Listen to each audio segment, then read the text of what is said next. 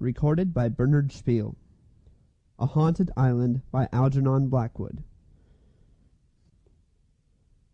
The following events occurred on a small island of isolated position in a large Canadian lake, to whose cool waters the inhabitants of Montreal and Toronto flee for rest and recreation in the hot months. It is only to be regretted that events of such peculiar interest to the genuine student of the psychical should be entirely uncorroborated. Such, unfortunately, however, is the case. Our own party of nearly 20 had returned to Montreal that yen day, and I was left in solitary possession for a week or two longer, in order to accomplish some important reading for the law, which I had foolishly neglected during the summer. It was late in September, and the big trout and maskinonge were stirring themselves in the depths of the lake, and beginning slowly to move up to the surface waters as the north winds and early frosts lowered their temperature. Already the maples were crimson and gold, and the wild laughter of the loons echoed in sheltered bays that never knew their strange cry in the summer. With a whole island to oneself, a 2-story cottage, a canoe, and only the chipmunks and the farmer's weekly visit with eggs and bread to disturb one, the opportunities for hard reading might be very great. It all depends.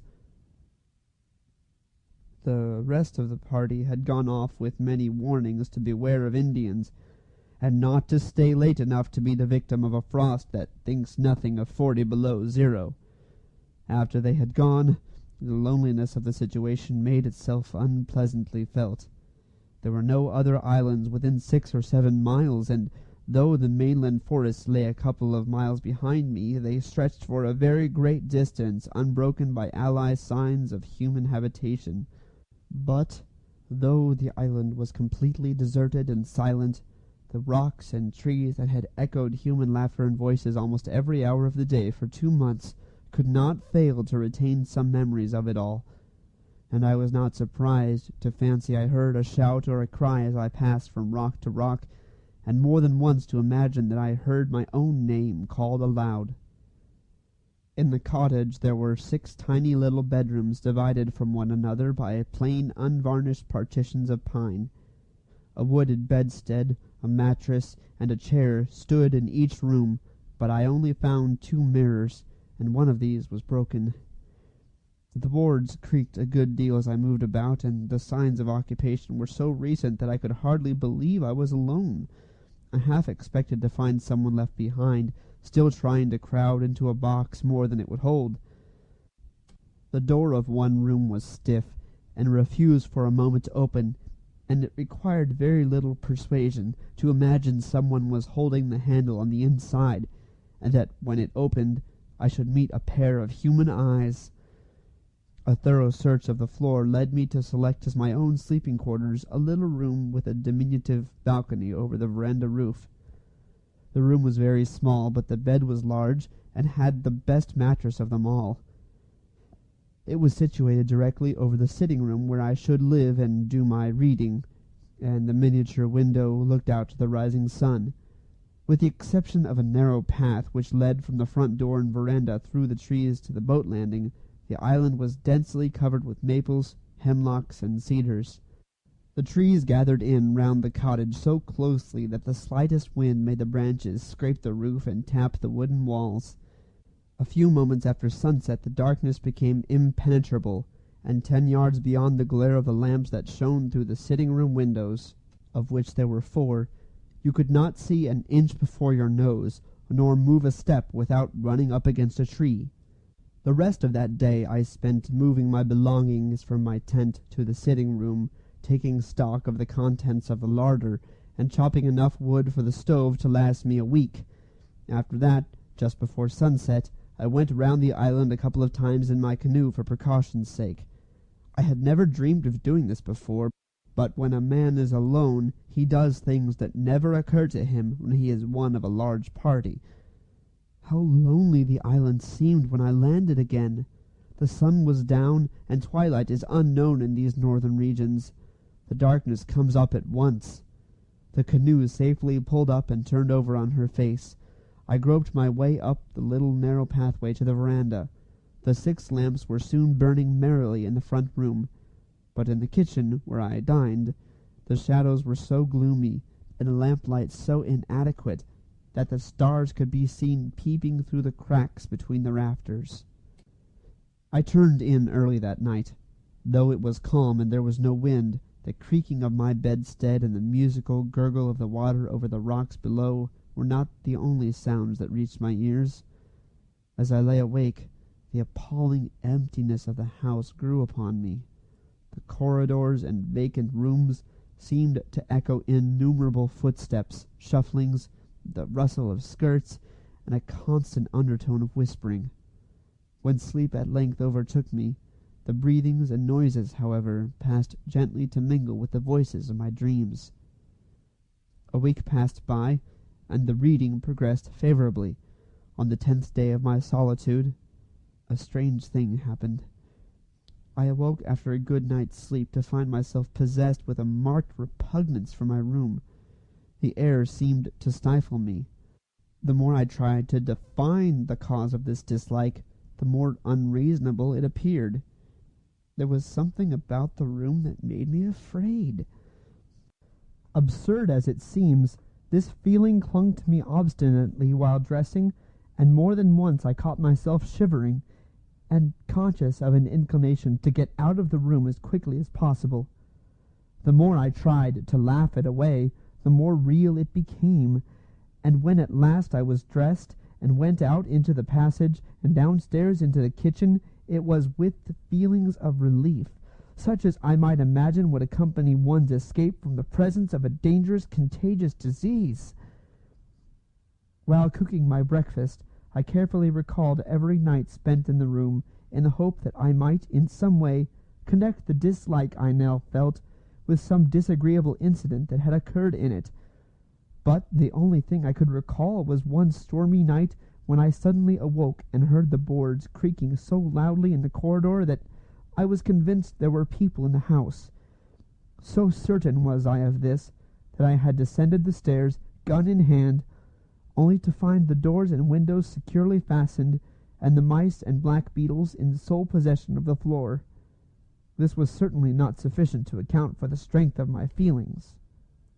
The morning hours I spent in steady reading, and when I broke off in the middle of the day for a swim and luncheon, I was very much surprised, if not a little alarmed, to find that my dislike for the room had, if anything, grown stronger.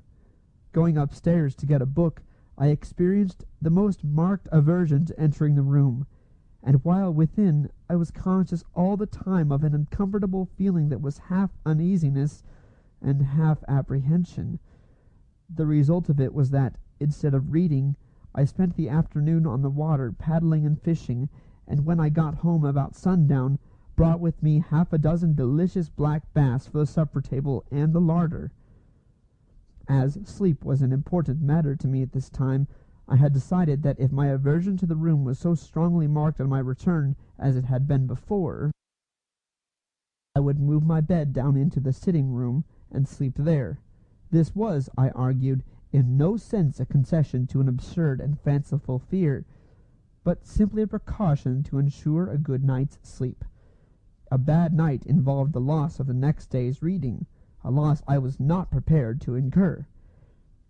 I accordingly moved my bed downstairs into a corner of the sitting room facing the door, and was moreover uncommonly glad when the operation was completed, and the door of the bedroom closed finally upon the shadows, the silence, and the strange fear that shared the room with them. The croaking stroke of the kitchen clock sounded the hour of 8 as I finished washing up my few dishes, and closing the kitchen door behind me, passed into the front room. All the lamps were lit, and the reflectors, which I had polished up during the day, threw a blaze of light into the room. Outside the night was still and warm. Not a breath of air was stirring. The waves were silent, the trees motionless, and heavy clouds hung like an oppressive curtain over the heavens.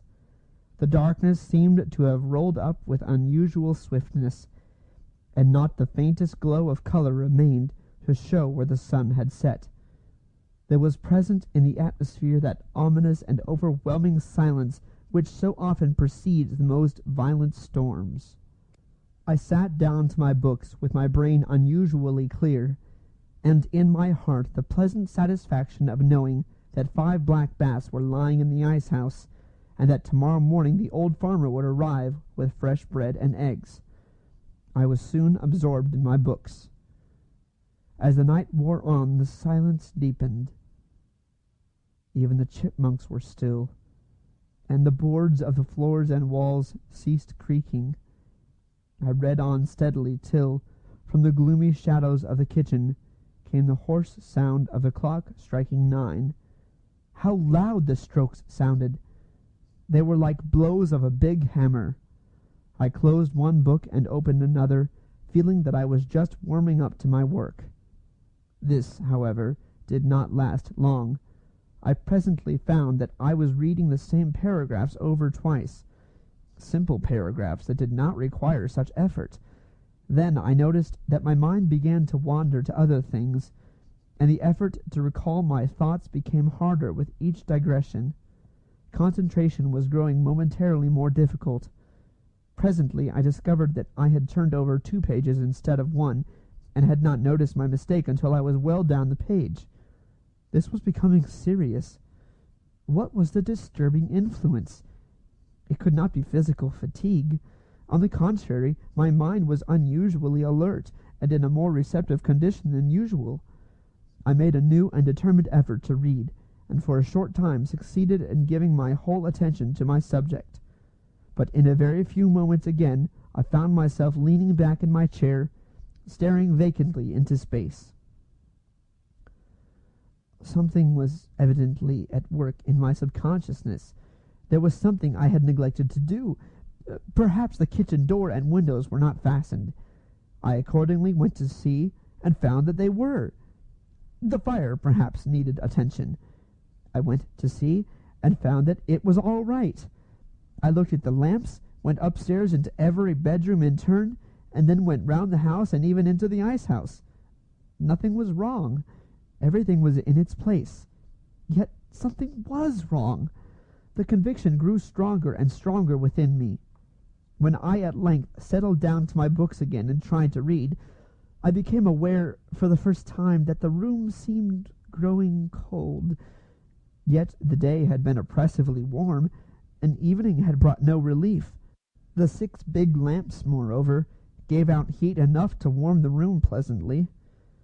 But a chilliness that perhaps crept up from the lake made itself felt in the room, and caused me to get up to close the glass door opening onto the veranda. For a brief moment I stood looking out at the shaft of light that fell from the windows and shone some little distance down the pathway, and out for a few feet into the lake. As I looked, I saw a canoe glide into the pathway of light, and immediately crossing it, pass out of sight again into the darkness. It was perhaps 100 feet from the shore, and it moved swiftly. I was surprised that a canoe should pass the island at that time of night, for all the summer visitors from the other side of the lake had gone home weeks before, and the island was a long way out of any line of water traffic. My reading from this moment did not make very good progress, for somehow the picture of that canoe, gliding so dimly and swiftly across the narrow track of light in the black waters, silhouetted itself against the background of my mind with singular vividness. It kept coming between my eyes and the printed page. The more I thought about it, the more surprised I became. It was of larger build than any I had seen during the past summer months, and was more like the old Indian war canoes, with the high curving bows and stern and wide beam. The more I tried to read, the less success attended my efforts, and finally I closed my books and went out onto the veranda to walk up and down a bit, and shake the chilliness out of my bones. The night was perfectly still, and as dark as imaginable. I stumbled down the path to the little landing wharf, where the water made the very faintest of gurgling under the timbers. The sound of a big tree falling in the mainland forest, far across the lake, stirred echoes in the heavy air. like the first guns of a distant night attack. No other sound disturbed the stillness that reigned supreme. As I stood upon the wharf in the broad splash of light that followed me from the sitting-room windows, I saw another canoe cross the pathway of uncertain light upon the water, and disappear at once into the impenetrable gloom that lay beyond. This time I saw more distinctly than before. It was like the former canoe, a big birch bark with high crested bows and stern and broad beam. It was paddled by 2 Indians, of whom the one in the stern, the steerer, appeared to be a very large man. I could see this very plainly, and though the second canoe was much nearer the island than the first, I judged that they were both on their way home to the government reservation, which was situated some 15 miles away upon the mainland. I was wondering in my mind what could possibly bring any Indians down to this part of the lake at such an hour of the night, when a third canoe, of precisely similar build, and also occupied by 2 Indians, passed silently round the end of the wharf. This time the canoe was very much nearer shore, and it suddenly flashed into my mind that the 3 canoes were in reality one and the same, and that only one canoe was circling the island.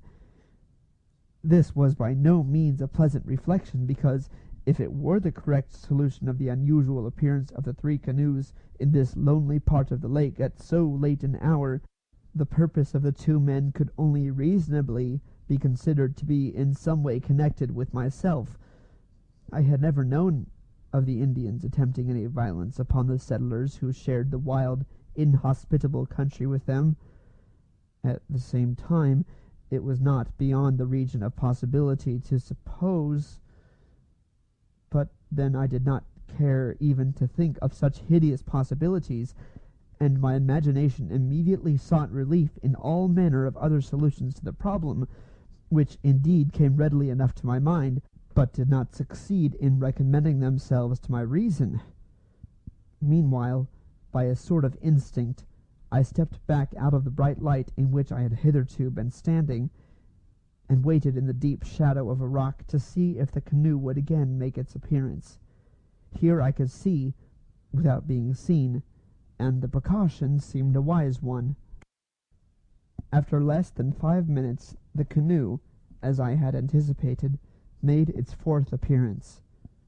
This time it was not 20 yards from the wharf, and I saw that the Indians meant to land. I recognized the 2 men as those who had passed before, and the steerer was certainly an immense fellow. It was unquestionably the same canoe. There could be no longer any doubt that for some purpose of their own the men had been going round and round the island for some time, waiting for an opportunity to land. I strained my eyes to follow them in the darkness, but the night had completely swallowed them up, and not even the faintest swish of the paddles reached my ears as the Indians plied their long and powerful strokes. The canoe would be round again in a few moments, and this time it was possible that the men might land. It was well to be prepared. I knew nothing of their intentions, and 2 to 1, when the 2 are big Indians, late at night on a lonely island, was not exactly my idea of a pleasant intercourse. In a corner of the sitting-room, leaning up against the back wall, stood my Marlin rifle, with 10 cartridges in the magazine, and 1 lying snugly in the greased breech. There was just time to get up to the house and take up a position of defense in that corner. Without an instant's hesitation, I ran up to the veranda, carefully picking my way among the trees, so as to avoid being seen in the light. Entering the room, I shut the door leading to the veranda, and as quickly as possible turned out every one of the 6 lamps. To be in a room so brilliantly lighted, where my every movement could be observed from outside, while I could see nothing but impenetrable darkness at every window, was by all laws of warfare an unnecessary concession to the enemy. And this enemy, if enemy it was to be, was far too wily and dangerous to be granted any such advantages. I stood in the corner of the room, with my back against the wall, and my hand on the cold rifle barrel. The table, covered with my books, lay between me and the door, but for the first few minutes after the lights were out, the darkness was so intense that nothing could be discerned at all. Then, very gradually, the outline of the room became visible, and the framework of the windows began to shape itself dimly before my eyes. After a few minutes the door, its upper half of glass, and the two windows that looked out upon the front veranda became specially distinct, and I was glad that this was so, because if the Indians came up to the house I should be able to see their approach and gather something of their plans. Nor was I mistaken, for there presently came to my ears the peculiar hollow sound of a canoe landing and being carefully dragged up over the rocks. The paddles I distinctly heard being placed underneath, and the silence that ensued thereupon I rightly interpreted to mean that the Indians were stealthily approaching the house. While it would be absurd to claim that I was not alarmed, even frightened, at the gravity of the situation and its possible outcome, I speak the whole truth when I say that I was not overwhelmingly afraid for myself. I was conscious that even at this stage of the night I was passing into a psychical condition in which my sensations seemed no longer normal. Physical fear at no time entered into the nature of my feelings, and though I kept my hand upon my rifle the greater part of the night, I was all the more conscious that its assistance could be of little avail against the terrors that I had to face. More than once I seemed to feel most curiously that I was in no real sense a part of the proceedings, nor actually involved in them, but that I was playing the part of a spectator, moreover, on a psychic rather than on a material plane. Many of my sensations that night were too vague for definite description and analysis, but the main feeling that will stay with me to the end of my days is the awful horror of it all, and the miserable sensation that if the strain had lasted a little longer than was actually the case, my mind must inevitably have given way. Meanwhile I stood still in my corner, and waited patiently for what was to come. The house was as still as the grave, but the inarticulate voices of the night sang in my ears, and I seemed to hear the blood running in my veins and dancing in my pulses. If the Indians came to the back of the house, they would find the kitchen door and window securely fastened. They could not get in there without making considerable noise, which I was bound to hear. The only mode of getting in was by means of the door that faced me, and I kept my eyes glued on that door without taking them off for the smallest fraction of a second. My sight adapted itself every minute better to the darkness. I saw the table that nearly filled the room and left only a narrow passage on each side. I could also make out the strange backs of the wooden chairs pressed up against it, and could even distinguish my papers and inkstand lying on the white oilcloth covering. I thought of the gay faces that had gathered round that table during the summer, and I longed for the sunlight as I had never longed for it before. Less than 3 feet to my left the passageway led to the kitchen, and the stairs leading to the bedrooms above commenced in this passageway, but almost in the sitting room itself. Through the windows I could see the dim, motionless outlines of the trees. Not a leaf stirred, not a branch moved. A few moments of this awful silence, and then I was aware of a soft tread on the boards of the veranda, so stealthy that it seemed an impression directly on my brain rather than upon the nerves of hearing. Immediately afterwards a black figure darkened the glass door, and I perceived that a face was pressed against the upper panes. A shiver ran down my back, and my hair was conscious of a tendency to rise and stand at right angles to my head. It was the figure of an Indian, broad-shouldered and immense. Indeed, the largest figure of a man I have ever seen outside of a circus hall. By some power of light that seemed to generate itself in the brain, I saw the strong dark face, with the aquiline nose and high cheekbones flattened against the glass.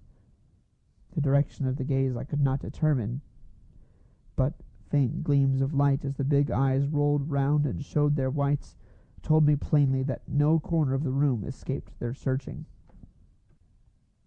For what seemed fully 5 minutes, the dark figure stood there, with the huge shoulders bent forward so as to bring the head down to the level of the glass, while behind him, though not nearly so large, the shadowy form of the other Indian swayed to and fro like a bent tree. While I waited in an agony of suspense and agitation for the next movement, little currents of icy sensation ran up and down my spine, and my heart seemed alternately to stop beating and then start off again with terrifying rapidity. They must have heard its thumping and the singing of the blood in my head. Moreover, I was conscious, as I felt a cold stream of perspiration trickle down my face, of a desire to scream, to shout, to bang the walls like a child, to make a noise, or do anything that would relieve the suspense and bring things to a speedy climax. It was probably this inclination that led me to another discovery, for when I tried to bring my rifle from behind my back to raise it and have it pointed at the door ready to fire, I found that I was powerless to move. The muscles, paralyzed by this strange fear, refused to obey the will. Here, indeed, was a terrifying complication. There was a faint sound of rattling at the brass knob, and the door was pushed open a couple of inches. A pause of a few seconds, and it was pushed open still further. Without a sound of footsteps that was appreciable to my ears, the two figures glided into the room, and the man behind gently closed the door after him. They were alone with me between the four walls. Could they see me standing there, so still and straight in my corner? Had they, perhaps, already seen me? My blood surged and sang like the roll of drums in an orchestra, and though I did my best to suppress my breathing, it sounded like the rushing of wind through a pneumatic tube. My suspense as to the next move was soon at an end, only, however, to give place to a new and keener alarm. The men had hitherto exchanged no words and no signs, but there were general indications of a movement across the room, and whichever way they went, they would have to pass round the table. If they came my way, they would have to pass within 6 inches of my person. While I was considering this very disagreeable possibility, I perceived that the smaller Indian, smaller by comparison, suddenly raised his arm and pointed to the ceiling. The other fellow raised his head and followed the direction of his companion's arm. I began to understand at last. They were going upstairs, and the room directly overhead to which they pointed had been, until this night, my bedroom. It was the room in which I had experienced that very morning so strange a sensation of fear, and but for which I should then have been lying asleep in the narrow bed against the window. The Indians then began to move silently around the room. They were going upstairs, and they were coming round my side of the table.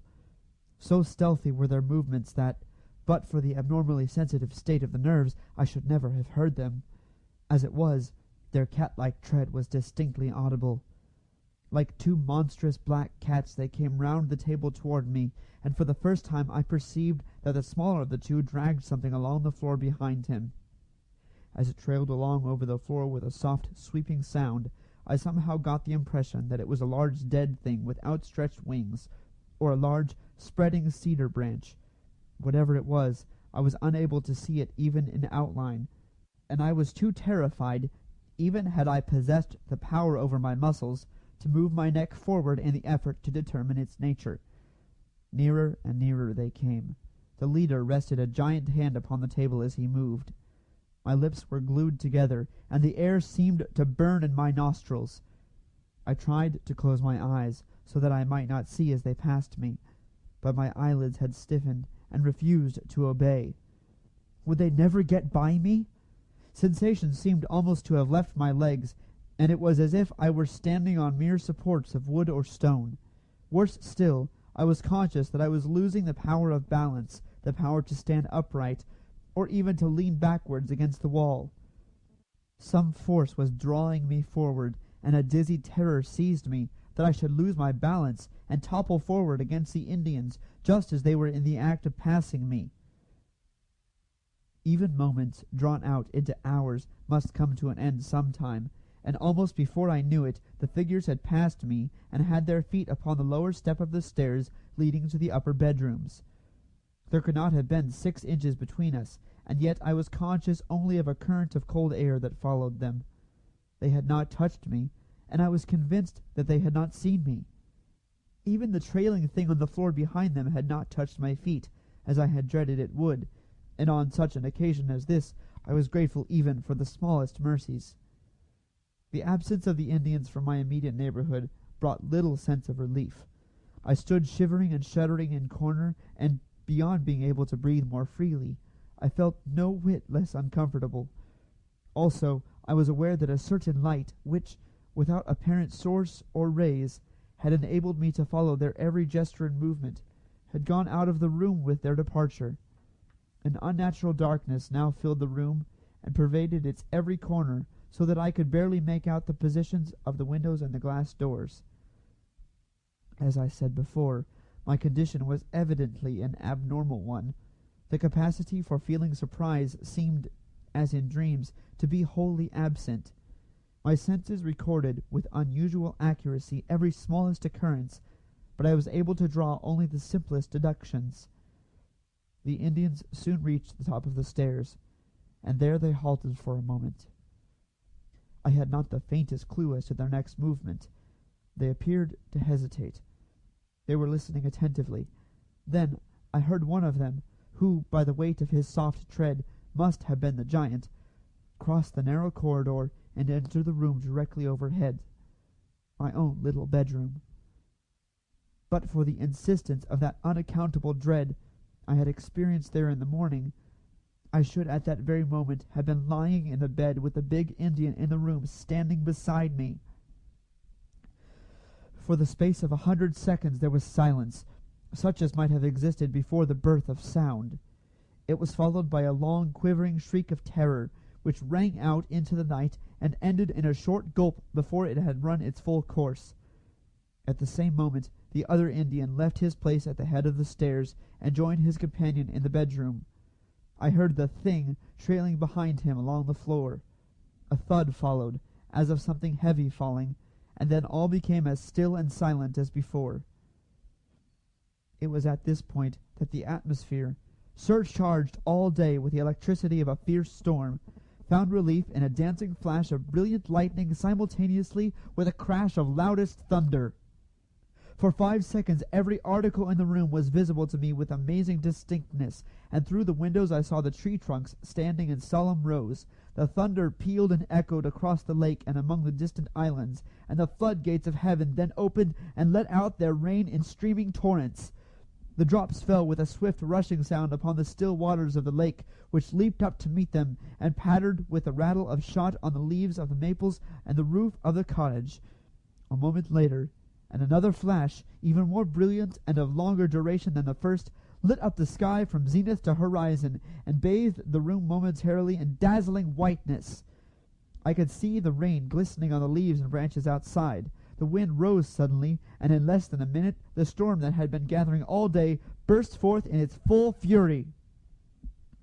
Above all the noisy voices of the elements, the slightest sounds in the room overhead made themselves heard, and in the few seconds of deep silence that followed the shriek of terror and pain, I was aware that the movements had commenced again.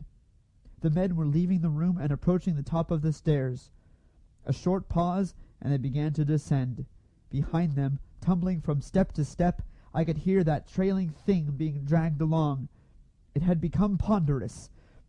I awaited their approach with a degree of calmness, almost of apathy, which was only explicable on the ground that, after a certain point, nature applies her own anesthetic, and a merciful condition of numbness supervenes. On they came, step by step, nearer and nearer, with the shuffling sound of the burden behind growing louder as they approached. They were already halfway down the stairs, when I was galvanized afresh into a condition of terror by the consideration of a new and horrible possibility. It was the reflection that if another vivid flash of lightning were to come when the shadowy procession was in the room, perhaps when it was actually passing in front of me, I should see everything in detail, and worse, be seen myself. I could only hold my breath and wait. wait while the minutes lengthened into hours, and the procession made its slow progress round the room. The Indians had reached the foot of the staircase. The form of the huge leader loomed in the doorway of the passage, and the burden with an ominous thud had dropped from the last step to the floor. There was a moment's pause, while I again saw the Indian turn and stoop to assist his companion. Then the procession moved forward again, entered the room close on my left, and began to move slowly round my side of the table. The leader was already beyond me, and his companion, dragging on the floor behind him the burden, whose confused outline I could dimly make out, was exactly in front of me, when the cavalcade came to a dead halt. At the same moment, with the strange suddenness of thunderstorms, the splash of the rain ceased altogether, and the wind died away into utter silence. For the space of 5 seconds my heart seemed to stop beating, and then the worst came.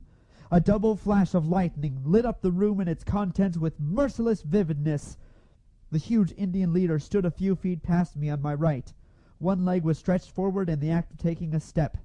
His immense shoulders were turned towards his companion, and in all their magnificent fierceness I saw the outline of his features. His gaze was directed upon the burden his companion was dragging along the floor, but his profile, with the big aquiline nose, high cheekbone, straight black hair, and bold chin, burnt itself in that brief instant into my brain, never again to fade. Dwarfish, compared with this gigantic figure, appeared the proportions of the other Indian, who, within 12 inches of my face, was stooping over the thing he was dragging in a position that lent to his person the additional horror of deformity.